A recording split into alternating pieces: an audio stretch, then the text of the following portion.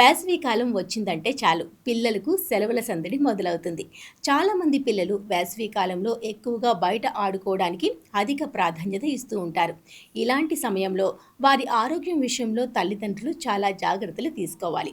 వేసవి కాలంలో పిల్లలు వారి తల్లిదండ్రులు తీసుకోవాల్సిన జాగ్రత్తలేంటో చూసేద్దాం. వేసవిలో జీర్ణక్రియ మందగిస్తుంది కాబట్టి ఆహారం విషయంలో చాలా జాగ్రత్తగా ఉండాలి. నీటి శాతం ఎక్కువ ఉన్న పండ్లు అంటే కర్బూజా, నారింజ, పుచ్చకాయ వంటి పండ్లను స్నాక్స్గా ఇవ్వండి. నూనెలో వేయించిన పదార్థాలు, అధిక మసాలాలు ఉన్న ఆహారం వల్ల కడుపులో మంట, అజీర్తి కలగవచ్చు. అందుకే తేలికగా జీర్ణమయ్యే ఆహారానికి ప్రాధాన్యతనివ్వాలి. వేసవి కాలంలో శరీరంలోని నీరు చెమట రూపంలో బయటకు పోతుంది. దీనివల్ల పిల్లలు నీరసించిపోయే ప్రమాదం ఉంది. పిల్లలు ఆడుకునే ప్రదేశంలో ఎప్పుడూ వాటర్ బాటిల్ అందుబాటులో ఉంచాలి. సాధ్యమైనంత వరకు ఎక్కువ నీరు తాగాలని పిల్లలకు చెబుతూ ఉండాలి. నిమ్మకాయ నీళ్లు, మజ్జిగ, కొబ్బరి నీళ్లు, గ్లూకోజ్ వంటివి తరచూ ఇస్తే పిల్లలకు మంచి ఎనర్జీ అందుతుంది.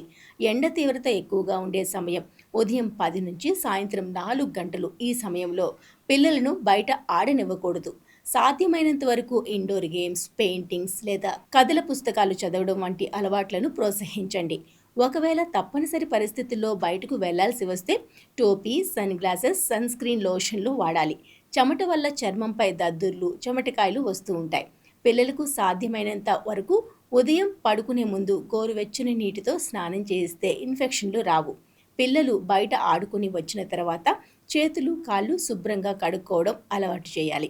పిల్లలు వేసవి కాలంలో చాలా వరకు కూల్ డ్రింక్స్, టెట్రా ప్యాక్స్, జ్యూసులు తాగడానికి ఇష్టపడుతూ ఉంటారు. ఈ డ్రింక్స్ను వారికి దూరంగా ఉంచడం మేలు. ఎందుకంటే వీటిలో చక్కెర శాతం ఎక్కువగా ఉంటుంది. పిల్లల ఆరోగ్యానికి అంత మంచిది కాదు.